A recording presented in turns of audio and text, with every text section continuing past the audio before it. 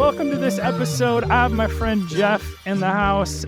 He has been someone that I've looked up to. I moved here to Coeur d'Alene and instantly, I got in touch with you, Jeff, with Rotary. And Rotary, yeah. there we kind of just bounced off of each other and we ended up working together here and there, and then we ended up playing some golf. But Jeff has a phenomenal background in leadership, and we're talking about just the journey to success with a lot of you. Jeff's journey has been one that he's went a little bit of everywhere, and I've just always admired his stories. So thanks for joining me, Jeff. Thanks. And just for the record, you're a way better golfer than I am. Way better golfer. You know, we're all legends in our own minds, and every once in a while, I think I can put a few holes together, So I give the maintenance guys something to do. Right. No, I just remember meeting you. That was a little over 4 years ago. Was it really? Yeah, Rotary. Yeah. And yeah, you approached me. You're like, "Hey, how you doing, man?" And yeah. From there, I felt like I always sat next to you because I kind of felt like comfortable. Plus, I knew Dustin and the crew, and Dustin, is Dustin. Dustin is Dustin. You've always been a warm light, and I've always appreciated that. Well, thank you. No, I love Rotary. I love meeting people. You were new. From what I understood, you were actually like new to the area too, weren't you? Just barely moved up here. Yeah. So, and with your wife, it was before you had any kids. Yeah. Didn't even own a house back then. It was great. It was great. Now we're 3 houses deep and 2 kids deep. So life changes quickly. Yes, it does. So no, it was a great meeting. I'm a firm believer that things happen for a reason. Yeah, for sure. Yeah. So one of the questions I have for you is just kind of, where did you start? Obviously, I know you went through the St. Jude and other leadership and nonprofits, but where did it all start? Obviously, there is a pivoting point there somewhere along the line.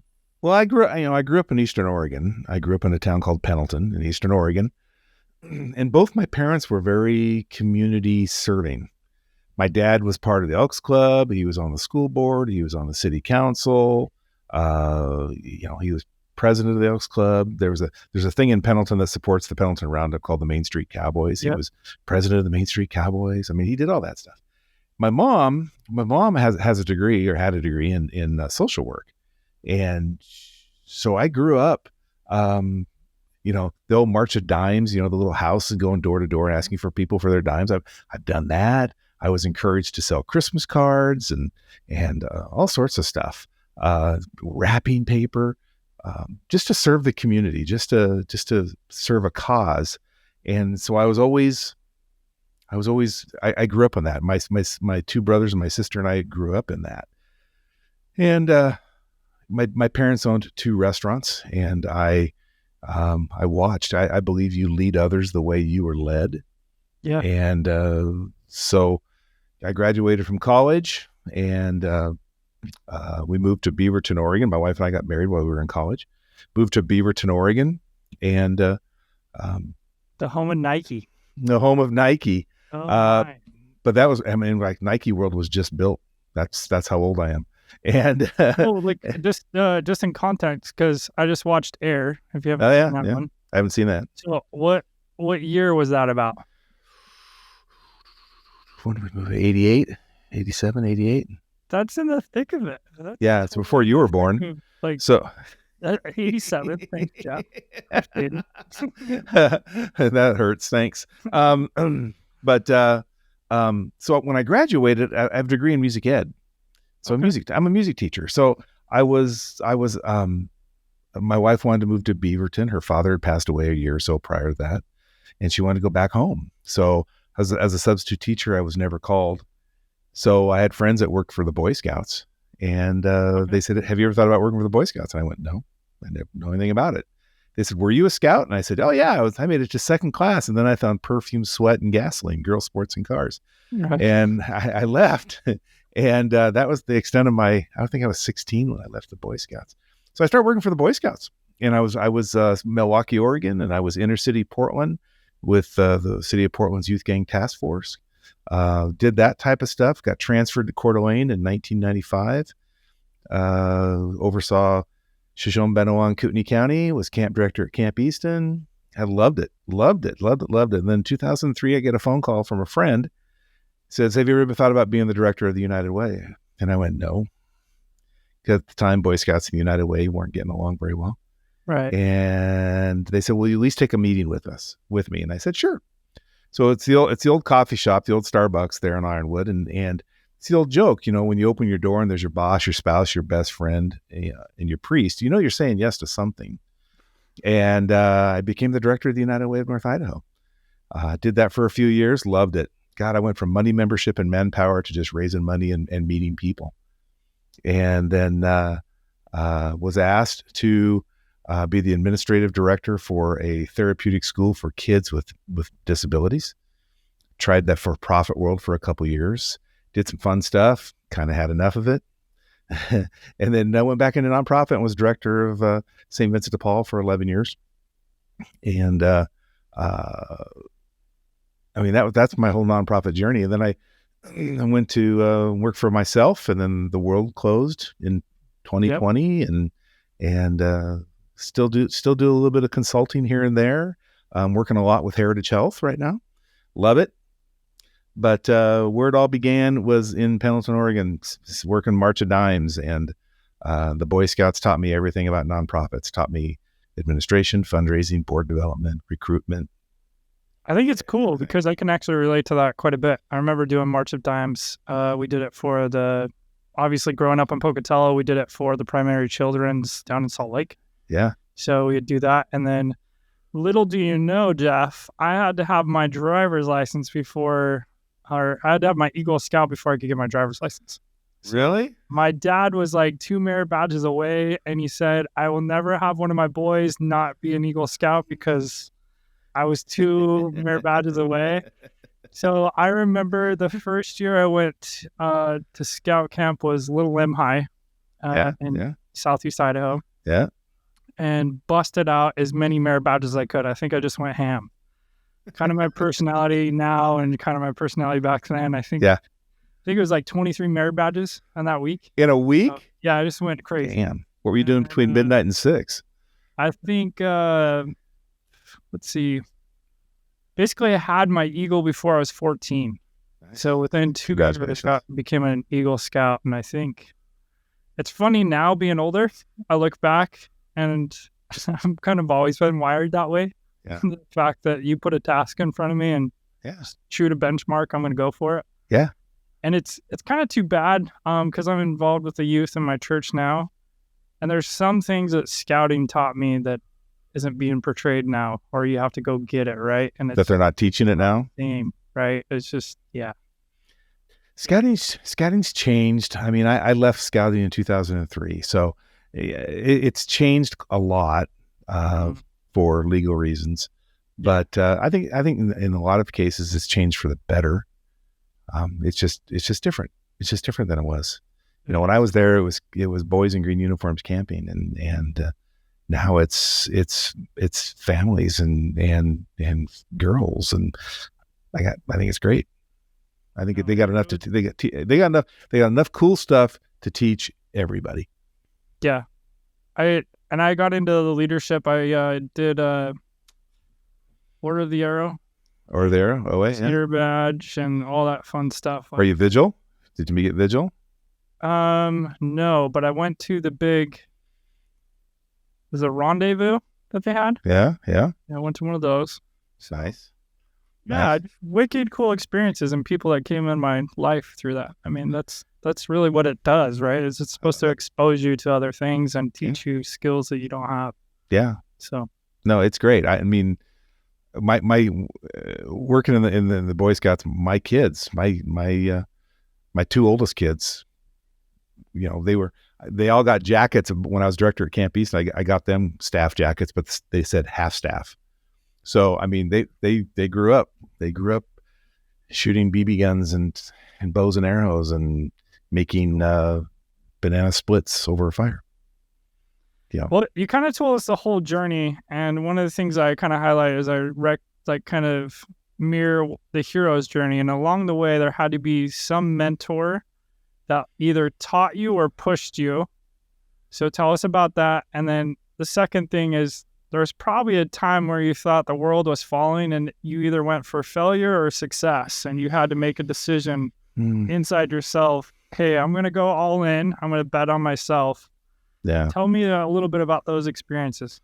So the mentors, I'm a firm believer that everything in life comes down to what type of relationship you have with people. Leadership is all about relationships. It's whatever influence or perceived influence that you feel you have. It totally depends upon what kind of relationship you have with that person. If you have a great relationship with that person, you're gonna get some great stuff done. If you have a really poor relationship with somebody, they're not going to listen to you, and they're gonna slough you off. I've had some great mentors in my life, and I believe that you need to have many mentors for different aspects of your life. I've had friends, and when I was in college, a guy named Scott Mischke. Scott was a couple years older than me. He was a fellow trumpet player, but we were hip and holster, and he was the guy I talked to when I had issues, when I needed advice. I went to him. In the Boy Scouts, it was a guy by the name of George Trosco. George was my scout executive, or the CEO here in outside of Spokane. And George was just that leveling, calm factor in my life. I'm very much, I want it, let's go get it, let's go do it. I call it the hold my beer mentality. You don't think I can do that? Hold my beer. I'm going to get this thing done. and George was always that calming force for me. At St. Vincent's, a really good person for me was my finance director. I'm a big believer that you need a counter personality to your personality. My personality is go, go, go. We're going to have an event, and we're going to have fireworks shows, and we're going to have zoo animals, and we're going to have blimps going overhead, and it's going to be magnificent. It's going to be an awesome event. And then Holly would look at me and go, how are you going to pay for it? And I'm like, well, why do you crush my dreams? Why do you hate America? I mean, why do you do this to me? And I'd walk away out of her office, with a sparkler and a balloon and a stuffed animal, because she would always bring me back down to earth.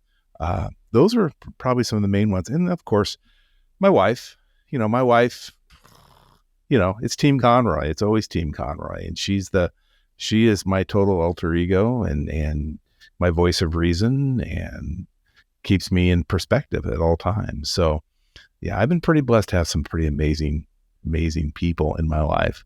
Now you're asking, go ahead. I think what's cool about what you bring up is they're also willing to challenge you.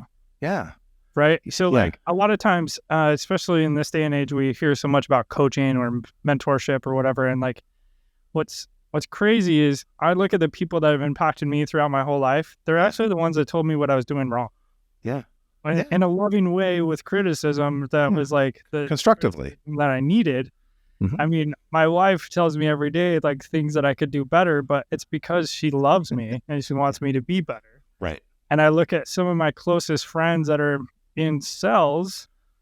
They're the first ones to tell me to grow up and grow a pair and go at it, but they're also the first ones there to help me and be there. And I think we've lost a little bit of that. We've gotten so, especially my age group has gotten so to the point of hey, I need somebody to keep me accountable. It's no, you need to keep yourself accountable. Exactly. And have some friends or mentors along the way that are willing to call you out. Yeah. And almost be that little harsh little slap that you may need. Anyways, I could no, and I'm with you on that one. My wife has this. She always has this saying. She'll say, when things are going really well, she'll say, how there's people in this community that think you're hilarious and that you're an amazing person, that you do great work. I go, yeah. And she goes, I don't. And you can hear the thanks, dear. She helps me. But I think some of the issue with today is, and what was interesting is when I was younger, I would always listen to the older guys, and I would sit there and go, sometimes I would go, yeah, what do they know? They're old guys. And now I'm one of the old guys. And the thing is be willing to listen. A good leader or anyone who strives to be better than they are needs to have a level of humility to accept the fact that you don't know it all. And you need, something that I've done for the last, 10, 11, 12 years is I work with smaller nonprofits for free. I work with smaller nonprofits because I feel that someone who's been doing the nonprofit game as long as I have owes something to the people that are just trying to build something, because small nonprofits are passion projects. They usually don't have an executive director. There's a handful of people trying to make it happen. They don't know that most banks have a foundation where you can get $1,000 to $1,500 grant. They don't know that. They don't know anything about Murdoch Foundation, and they don't know anything about the Idaho Community Foundation, and they don't know about those types of funding sources. They don't know how to recruit board members. They just want someone that can fog a mirror or has a pulse. And it's an honor for me to go work with some of those nonprofits and help them and give them ideas and give them inspiration, I hope. I just think that's really, really important. It's got to be, they've got to be willing to want and accept advice. Well, and I think ultimately, like, when we break down, we're all teachers and we all want to be teachers. Agreed. And some of the most humbling and successful times of my life was when I was teaching, right? Or finding a way to teach and expound on the talents that were given to me, and I try to polish them by teaching someone else. Sure. And that's what's been really fun for me, and you've probably kind of watched that, like, I have a photography and a marketing background, so I'm actually using it now. And nice. I'm ultimately just teaching people about mortgages, about branding, and all these things that I'm super passionate about. And it doesn't really matter because it's me and it's like my light, and that's what I want to share. And I think we sometimes forget as leaders that, like, I don't know it all. I know I have weaknesses, but man, there's some stuff that I can just share, and I just want to share it and then just grab as much as I can from you and give it back and forth, right? And we forget that. Well, and the platform you use is, I see some of the stuff you have on social media. You use effects. You use eye-grabbing effects. And I think that today, you need to be noticed, and you found a way to be noticed. Yeah, it's super fun. Fun. It's got to be super fun. Well, tell me a little bit. I mean, obviously, jumping into the nonprofit, there had to be a few scary times where you're like, okay, we got a secure little nest egg here with this income or this lifestyle, and I'm just going to jump over here and take over, say, this path. Total global domination. Yeah, there was a few. One of the biggest ones I'm proud of, but it was really quite scary, was when I was director of the United Way, I was noticing we were giving local nonprofits, Girl Scouts, Idaho Legal Aid, organizations like that, money. They would turn in a grant application and we would give them grant money. That's what the United Way does. And I was thinking, I'm seeing how much money they're spending on occupancy because I'm getting their budgets. And I was thinking, God, wouldn't it be really cool if we could put everybody under one roof, kind of co-op it. Everybody shares in the rent, everybody shares in the phone bill, but everybody is under one roof where we can share a receptionist and a copier and phone service and that type of stuff. And I looked at a couple buildings and they were $1 million a piece. And at the time, this was 1983, 84, 85. And it just didn't come to fruition. Then when I got to St. Vincent's, I was sharing that idea with my friend John Chamness. John opened the Kroc Center here. Okay. But I talked to my friend John and I said, I kind of broke this idea, and he goes, you ought to come check out the library, the old Coeur d'Alene Library, because that's where the Kroc Center was based out of at the time when they were building the existing Kroc Center. And it was really kind of a very cool building. It was a very large building, very old building, very worn down building, but it was a great building.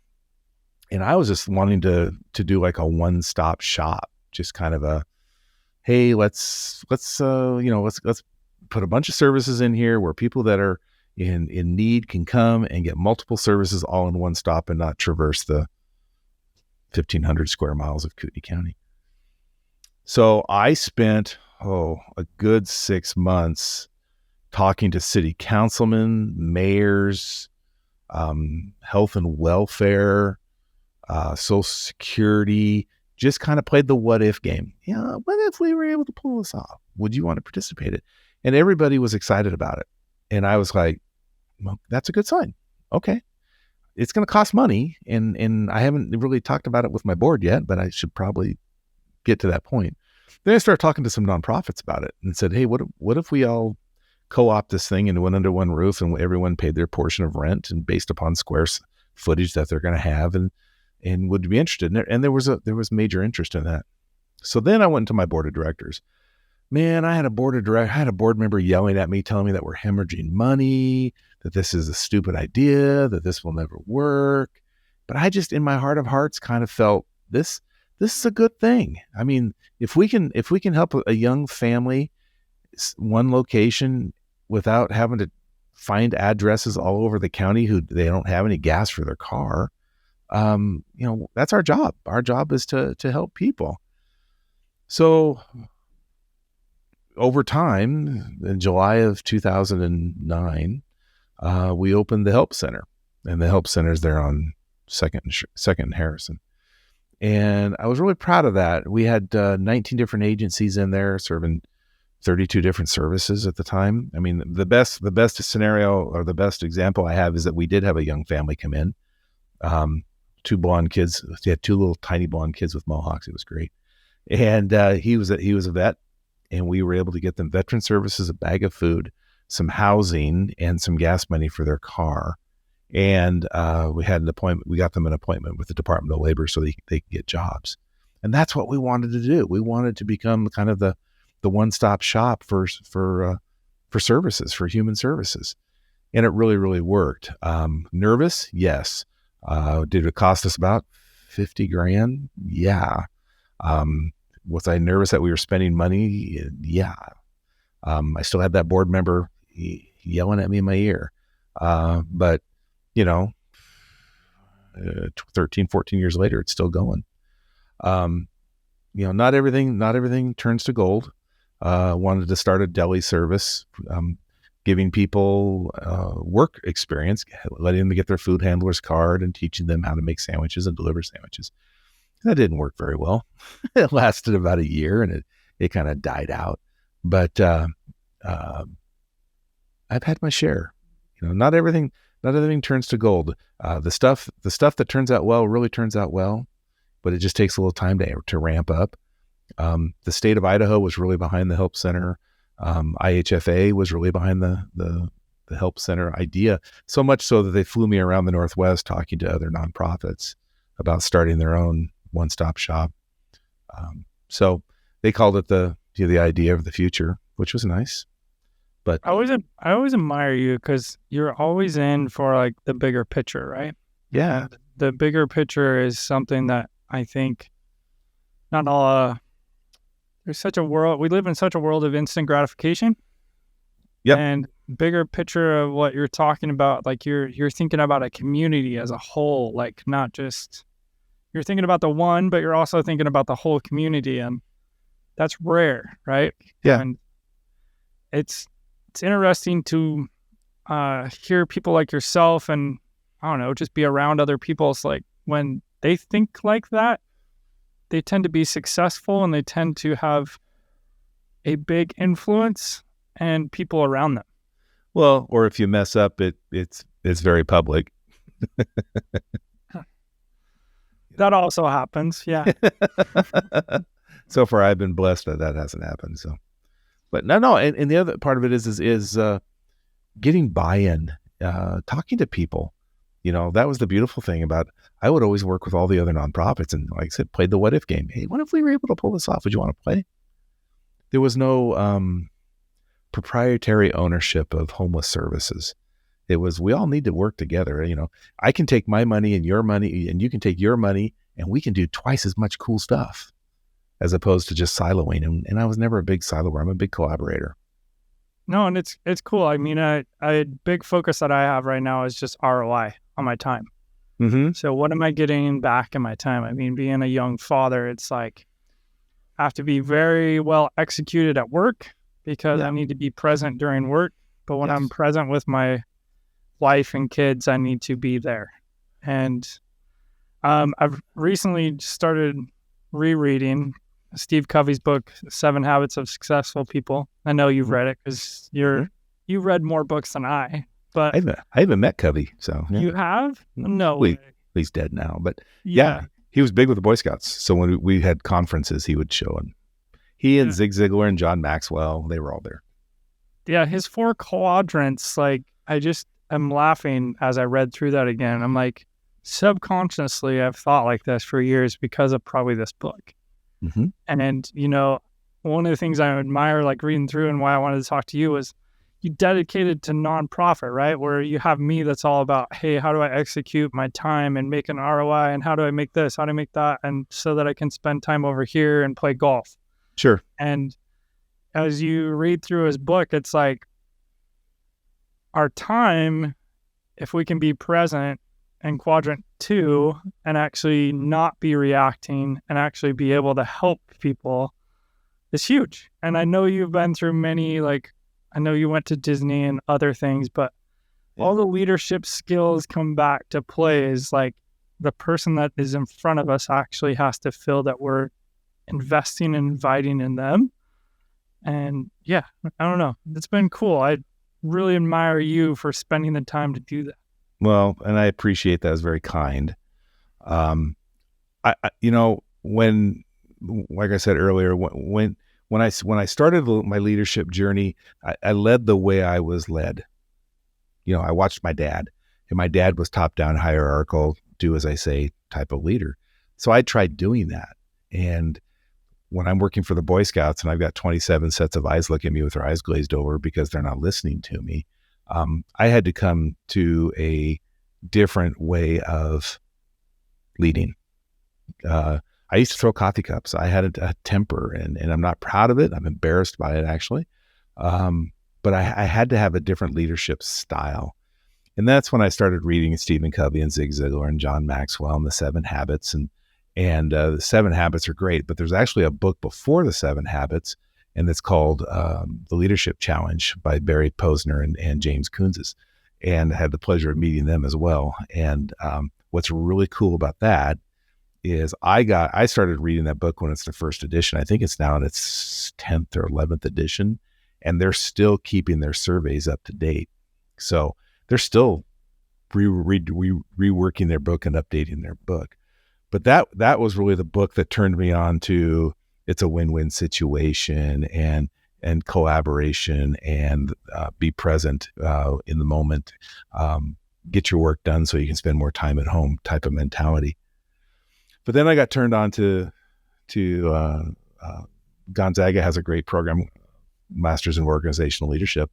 And that's when I got turned on to the servant leadership way of working, which is essentially leading people who don't know they're being led. And that's where the relationship building came in for me, because I love that.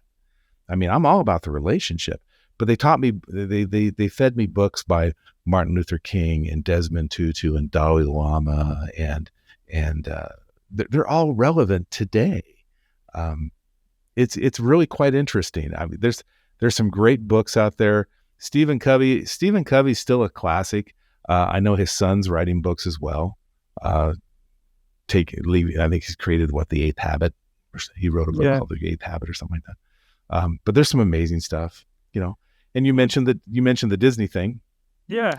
The Disney thing to me is I love I'm a big Disney fan anyway, but I was really, as a leader, intrigued with the leadership model. And what interested me was the products you get at Disneyland is the products you get at Disney World is the product you get in France, Japan, Taiwan. I mean, it's the same product. And I was like, I can't get my 3 kids to clean their room. How the heck how does Disney World get 75,000 employees moving in the same direction? And it's that really strong leadership model of buy-in on vision. You're hiring a specific type of person, and they say, hire right, train right, treat right, and that's what they do. And The guy I got behind on that one, he wrote a book called Creating Magic. We talked earlier. His name's Lee Cockrell. He was the former executive vice president for Disney World. He ran Disney World. And over the last 5-6 years, he's become a personal friend, a mentor of mine. We communicate. He helps with some stuff I'm doing. If I have an issue, he always answers my emails and answers my texts.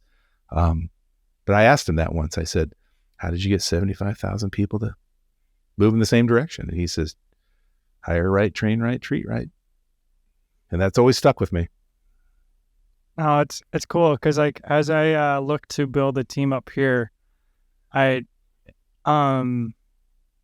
hire right is a big part, right? You want them to be aligned with you, and I think we could probably go into a whole nother episode of how you look at individuals as you hire. But one of the biggest reasons why I moved is the abundant mindset, and I want to be around people that want the abundance. Like they want to be able to elevate and help other people that are around them instead of always being focused on that.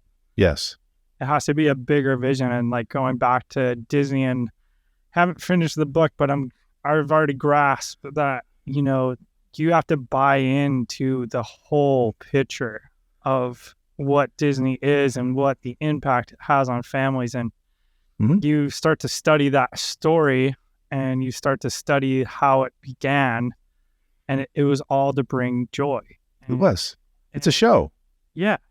And when you have joy, there's happiness. And when happiness is there, it's contagious, and it just flows, right? And that's the beauty. And now I look at like Disney Plus, which is always on my TV every single day with little ones. And you look at these old shows or old movies that I used to watch, and the principles are there, and there's lessons being taught. But like ultimately, it comes down to this kind of a hero's journey, like we've talked about, where you start and you go through a period where you start to, oh my gosh, what am I going to do? And then there was someone to kind of give you a nudge.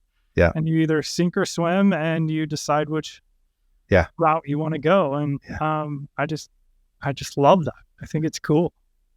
Well, and the neat thing is my kids grew up in it. I mean, I was always around leadership. I always had an interest in leadership.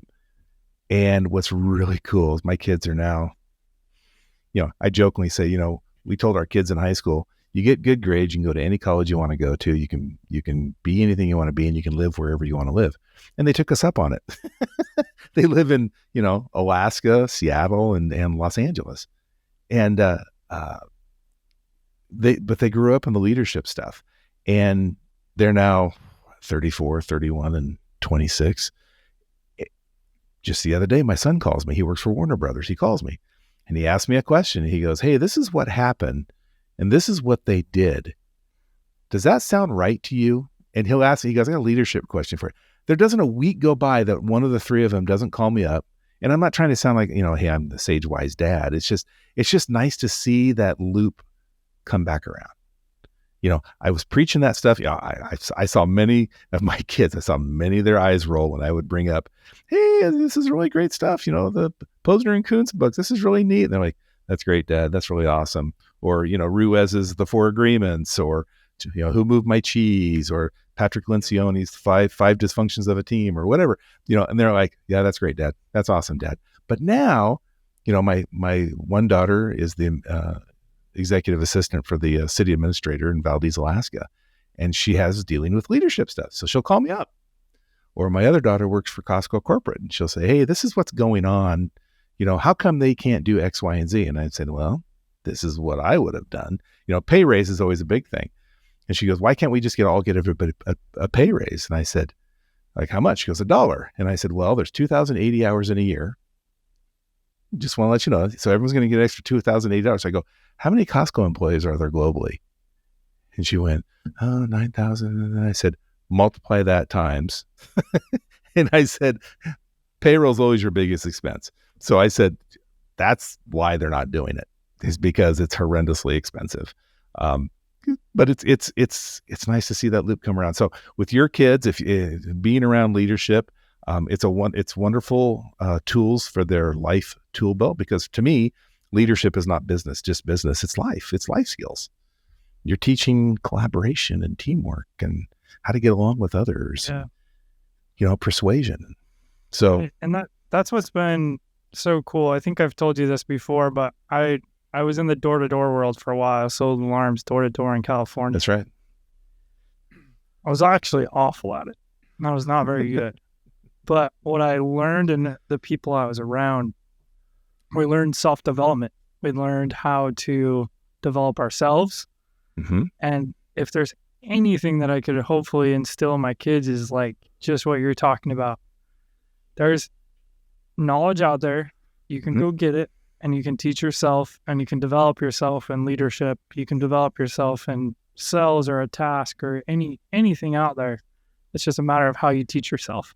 I think that's what's been fun and a blessing knowing you is every time I talk to you, I walk away and I'm like, oh man, I know I need to work on that like type of leadership or that little nugget. And like every time I see you, I get a little nugget. It gives me another little nugget to go like work on. And I think that's really the key, right? Is like leadership is really sharing light and sharing your light. And every time I see you, you give me like a little nugget, whether it's on the golf course and you tease me about my shoes or my socks or, whatever. In a loving Christian kind of way.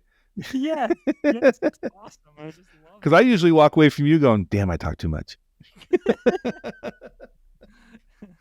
Nope. I learned a long time ago, it's easy to listen and be a fly on the wall. And when I actually understood that, it not only increased my sales, but it also increased my relationships. And good. We got two of these and one of those, and it's a hard thing. I'm not gonna lie. It is a hard thing. I saw a meme once not too long ago that said the letters in silent and the letters in listen, they're the same letters. I thought that was interesting. Gosh, they are.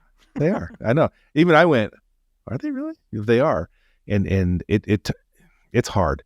To actively listen is hard. Because most times you just want to sit there and go, okay, I got an answer. And you want to answer it. So it's tough. But I'm proud of you. You're doing great stuff. With me. I really do, Jeff. I appreciate it. It was my honor. And I was flattered that you asked me. And I think the world of you, and you know that. I'm not trying to make this a bromance, but I do respect the heck out of you. I do enjoy the material you're putting out. I'm proud of you. And I think you're doing amazing stuff, and keep doing it. Keep on keeping doing it. Someone's got to take over. Well, thank you. I really do appreciate that. I think I could talk to you about books for days. Sorry. No, I just love it. It's just fun. I have to ask you before we go, what book are you reading right now? Oh, actually, my son got me a book about the history of the Warner Brothers Studios, and that's really quite interesting. So I've been about halfway through that book right now. So not even a leadership book. Not even a leader. No, that's fine. That's great. So, yeah. That's great. But yeah, it's called the Warner Brothers. So, yeah. All right. So I'll kind of wrap it up there. But before we go, I've been doing this with people. You just fire off a couple questions and I'll respond, because we'll try to make some shorts. Okay. Like you've seen kind of some of my shorts. So we'll go back and forth, just like little questions, and try to make it really choppy, like 1 minute. So you're up What's first. your favorite leadership book? Favorite leadership book is probably John Wooden's Leadership. He breaks down his pyramid of success and how he won national championships and how it takes a team, not just an all-star. # nothing to do with the NBA right now. Exactly. Great book. My turn or your turn? Still my turn? My turn? Yeah. Let's see. What is your biggest business success? So to date.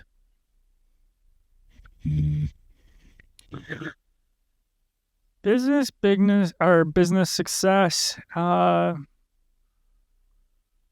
when I made a full send to Northern Idaho, and I came up here and didn't know a soul. And within a year, I was a top 10 lender in Kootenai County and That's Lane. impressive. And it was just a combination of gathering all my experience and talents before and putting them together in one vehicle. And now I just did it again and just want to go a little bit further. That's very cool. Yeah. So on the flip side, what is your worst failure?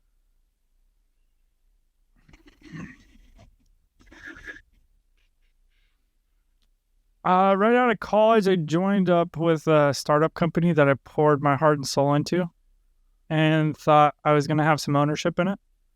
And I learned very quickly not to trust in an individual because what you say is very cheap. Yeah. But I helped build their whole entire company and brand, and I learned a lot from it, but it costed me a lot of income. I hate that. And that's hate okay. that. Yeah. So one of the best questions I was ever asked was, if your organization were a hamburger, what part of the hamburger are you? I'm definitely the bun because I tend to be the pretty face, and I'm okay with being the butt end of it, and I'm also okay with being the smiley face in the spotlight. I'm not very good with the middle stuff, but I'm really good at the beginning, and I'm really good at the end. I said I was the bun. I'm the one that holds it together. That was an interview question for me, and I kind of looked at it and went, what? Yeah, it's a good one. That's a good one. So, top 3 favorite books. Oh, Creating Magic. Lee Cockrell. I mean, that book, I believe about 99% of everything in that book, and getting to know Lee just reinforces that. Second one is Posner and Kuntz's Leadership Challenge. Without the Leadership Challenge, there would be no Zig Ziglar or Stephen Covey. They're just the foundation of the leadership movement back in the mid 80s. And then the last one is the Art of Happiness at Work from the Dalai Lama. And what I love about that book is he talks about the job, the career, and the calling. A job is just what a lot of people have. It's what you have when you're a teenager. You mow the lawn, it's a job. You just get income from it. The career is what a majority of the people have. They're part of a group. They get recognition. They get pay increases. They make a life. But it's a career. But the final one is a calling. And a calling is something that you would do for free. And I would honestly say the United Way job for me would be something I would get to do. If I could do it for free, I would. It was so much fun, so educational, and made such a huge impact in Kootenai County. I was just proud to be a part of that group. So those are my top 3 books. I could keep going. Patrick Lencioni's 5 Dysfunctions of a Team's a great book. There's a lot of great ones. No, I said top 3. Sorry, because you and I could. I did a hold my beer moment. Sorry. What is your favorite pair of sneakers / shoes that you've ever worn? My favorite pairs of shoes I've ever worn. I'm a big tenny runner guy, man. I mean, I like my Nikes. I like my Hokas. Those are kind of fun. Okay. I feel like Gene Simmons because I like the big old platform mushy stuff. But I love those. When I was doing Ironman, I needed thick shoes, and Brooks had a really good pair of thick soled shoes. They were pretty good. So yeah. Nice. What's your favorite sport besides golf? Golf, pickleball's really for me right now. I've never played pickleball, and the reason is because you can play at different times of the year, indoors and outdoors. And just yesterday, played with my wife at the park, and right next to the pickleball courts was the park for my daughter. So there was a crew of us there, and yeah, what an epic Sunday afternoon just after church to go have fun and play pickleball with my friends and family. It was great. How magnificent is it to have kids in your life?